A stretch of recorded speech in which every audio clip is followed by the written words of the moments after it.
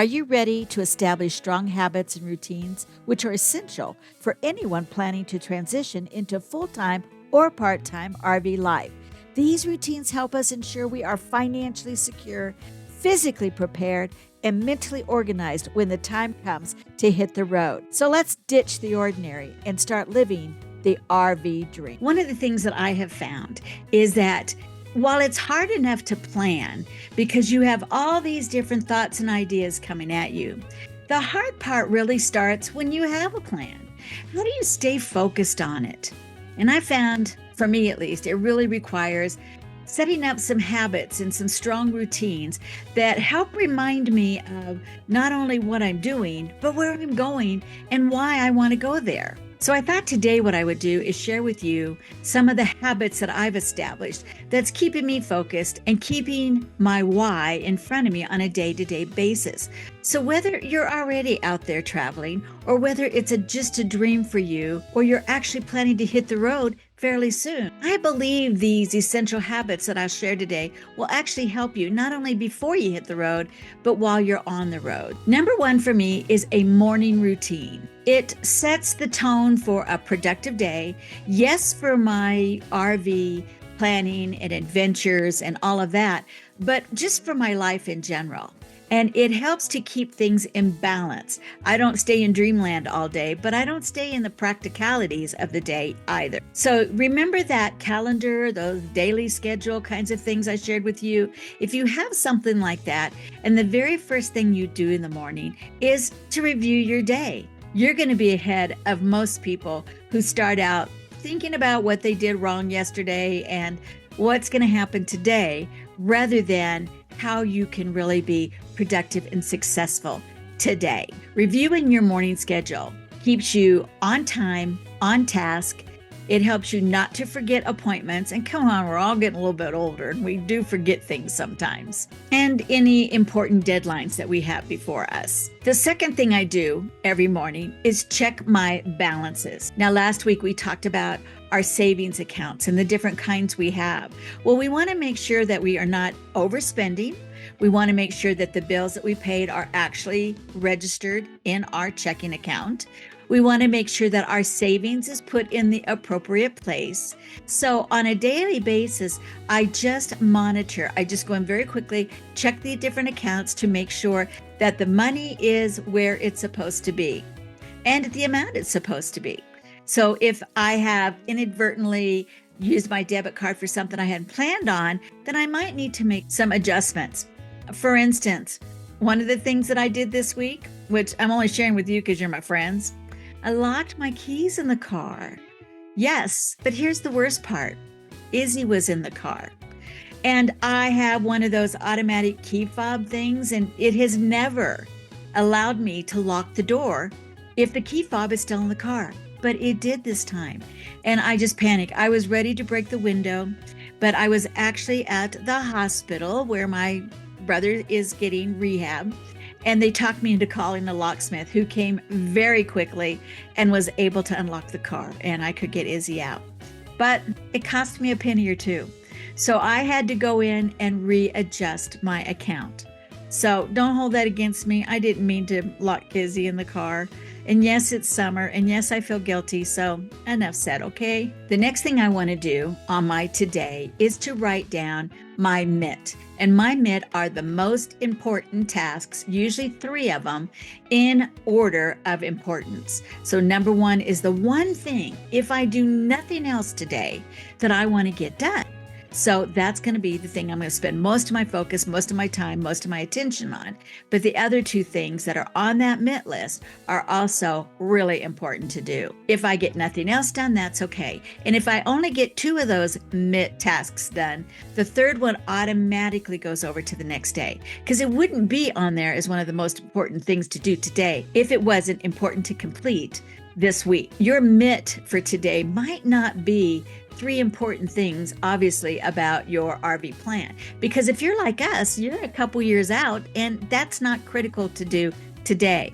However, you might have a second list, and that would be your MIT goals for today for your RV plans. So it might be things like when you get your priorities done for the day, you might want to carve out, make an appointment for yourself. Remember, we talked about that, where you actually write it in your calendar, and that's going to be 30 minutes. You're just going to research where you might want to go in the future and what opportunities that brings and what you might need to think extra about that. So for example, last night, one of the things Jim and I, my brother, talked about was the fact that we do want to go to Mount Rushmore and we do want to spend a bit of time in that whole South Dakota area. We're only 7 hours from there in Colorado. So you would think we had been there before, but we haven't. And as a military family, you think we would have visited all these national monuments, but we didn't. So we are really excited about spending some time in South Dakota in this area and really exploring, because Jim is going to be probably in a mobility scooter, because we have a pup that's going to go with us, because we are seniors. We want to find out what is really available to us in that area. Now, if this was the week before we wanted to go, it would be a nightmare trying to think of all of these important things, to try to think about where the campgrounds might be, to try to think about getting reservations. In fact, Jim did the research and he found that one of the most popular campgrounds there takes reservations a year in advance. So again, thinking about what you want to do, getting your plans ready early, 1 to 2 years ahead of time, it really might be advantageous for you. Another MIT kind of goal that is just good for your home, but also good for your RV plans, are things like putting an area, not a whole room, not a whole space, but maybe just an area, a designated area that you put on your weekly to-do list that is going to be your declutter zone for this week. As you're cleaning, thinking about what you're going to be doing with that stuff. And I know this is repetitive. I know I've shared it before, but the reality is, if you can get this in your mind and you just keep thinking about it, it becomes a habit that you do on a daily basis, and you begin thinking like an RV'er rather than a home dweller. One of the things about planning is that it can often get you to be a bit more sedentary, because you're spending a lot of time maybe on the computer or in a chair looking at your phone, all those kinds of things. And did you know they say sitting is the new smoking? So sitting can be really detrimental to our health. Well, if you're like me and you're in your senior years and they aren't going backwards, folks, then that means we're going to have to really integrate some habits that encourage us to keep moving, to keep our strength. Because like when we visit Mount Rushmore, there's a lot of walking that can be done in those areas. Museums to see, opportunities to visit, and I want to do those things, and I want to be in good health to be able to do them. So we often talk, and we'll continue talking about the fact that this process that we're going through is a journey all in its own. It's not just about hitting the road. It's about creating something that is bigger than us, that we're looking forward to doing, that's going to enrich our lives, that's going to really bring the family together or your traveling partners. And we don't want to forget about all the wonderful things that happen in this journey to hitting the road. So have a journal or use your calendar even and mark down some of those aha moments, some of the funny little things that happen on the way to the RV road, some of the things you're so grateful for. I'm incredibly grateful for you, that you are watching this video, that you have been really watching my videos. Our subscriber numbers are up. Our watch hours are really starting to happen more, which, by the way, watch to the end. It really does help our algorithms. And that means that we are closer to achieving one of our dreams that's going to allow us to be able to bring not just how to get on the road, but what's on the road back to you. So be mindful about your goals. Be grateful for the journey and the joys along the journey, all of which helps maintain your momentum and your clarity. Okay, so get those morning routines down, and the more you make those routines into habits, the more you will stay focused on your journey. Number 2 is all about creating financial preparation habits. Yeah, unfortunately, it is the fact that we can't hit the road unless our finances are in place that will allow us to do that. It is the cornerstone of successful RV living. So kind of as a recap of what we talked about in the previous video, which I will put up here or up here, whichever corner it's supposed to be in. Check your bank accounts in the morning. Again, just tracking to make sure your money's going where it's supposed to go. Track all your expenses as we talked about as well. This will help you set up a livable budget. Make sure you have those automatic savings accounts set up. Are you practicing minimalism? If not, start now, start today. This is when, between now and your launch date, you can really start living like an RV'er. Living minimal, living tiny, only spending your money where you really need to spend it so that you will have the finances to be able to experience the opportunities that come before you. Keep a watchful eye on all your subscriptions to make sure they're necessary and the bills you have to pay, that they're paid on time. When you can, snowball them so that you can get them paid off quickly. And then get that RV living budget crafted as soon as you can so that you can try living off of it. By the time you actually hit the road, you're going to have your habits established.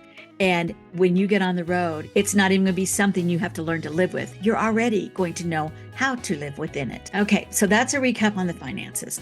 Let's go into number 3. And that's where you research measurable activities. So what do I mean by that? Here's where you're going to establish routines and skills that help you gain confidence for the RV lifestyle. So in your calendar, make an appointment with yourself. And this is going to be a time where you're going to learn something about RV life. And again, maybe you can make this a family assignment. So everybody in the family gets an assignment. And somebody, for instance, is going to have an assignment where you learn more about the maintenance of your hot water heater in your RV. Maybe it's about tire pressures. Maybe it's about water filters. You get the idea. So how do you do that? You watch videos. You look for articles. And you are going to find so many ideas that it's going to be overwhelming. So write them down. And when you get closer or you do pick out your new RV, well, new to you, even if it's used, then you're going to be able to see which one of those thoughts or ideas are actually going to work in your RV. Some people like the visuals rather than just the writing down of notes, because sometimes we write notes and we can't figure out what the note really meant. So sometimes people will take a screenshot or they will find something in a magazine and they will take that image and put that in their journal or their notebook. And then that way, it's a much more visual representation of the thought or idea that they want to try in their RV. Now, one of the things sometimes people get themselves into is as they're going through their weekly or even daily cleaning, we've talked about that decluttering and putting things in a box that's buy, sell, or give away, or whatever you're going to do with it, donate it. And what happens is those boxes start piling up. So again, on your calendar, put in there a promise to go and take care of those boxes.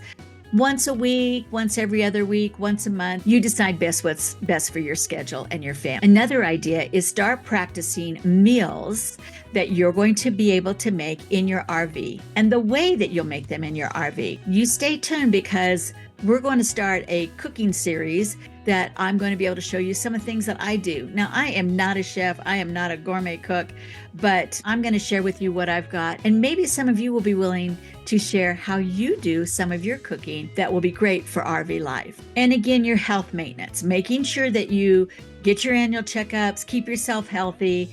If you've got medication you need to take, or if there are some things that you can change about your life so you don't have to take as much medication, this is the time to do it and start tracking it. So I actually have a chart that I created on Google Drive, and I make a note, a little checkbox for AM and PM medications and supplements that I take. And if I don't take them, an X goes in that box, and then that makes me feel a little bit guilty. So it is an incentive for me anyway to make sure I take my medications and supplements. So those are 4 that I can think of. And I know that you guys can think of some additional ones. And I'd love to know what those are. So if you think of something that I didn't mention, put it in the comments below. It's going to help all of us. So we'd be grateful if you would do that. So number 4 is all about tracking your process and making adjustments. So this includes things like setting monthly goals. Remember those gold sheets that I gave to you? If you need those, the link's below. And those could be things like breaking your RV preparations into quarterly and monthly milestones, like saving $500, like selling 10 items, maybe visiting one RV show or one RV sales lot. One of the most powerful things that you can do at the end of each week is to actually do a weekly review. Think about the things that you accomplished, what didn't get accomplished, and what you learned from those things, anything you need to follow up on or follow through on, and then make adjustments as needed. All of this can get pretty tedious after a while if you don't find value in it. So make sure that there are some small wins. Reward yourself somehow when you reach a milestone. It helps you stay motivated. So hopefully what I've given you can really help you create successful routines that become habits that help you get from where you are today to that RV life launch date you are dreaming about. So if you need to, set an alarm or a calendar notification to remind you to do these tasks. Be a part of an accountability group. Join the RV'er Planning for RV Life Facebook group. We're just starting that up, so you're joining at the right time and you'll be on the same page with everybody else. You can also join other RV Life forums or even local groups to share your progress and get support from. So why are we doing all this? Because 90% of successful RVers maintain weekly routines. It works. Remember your reasons for pursuing the RV life. By establishing these habits and routines, you're going to be well prepared, both financially and physically, to embrace the RV life when it's the right time for you. Thanks for tuning in today. And you know what? If you've made it this far, would you give me a thumbs up in our comments just so I know you're here and you enjoyed today's content? See you next week.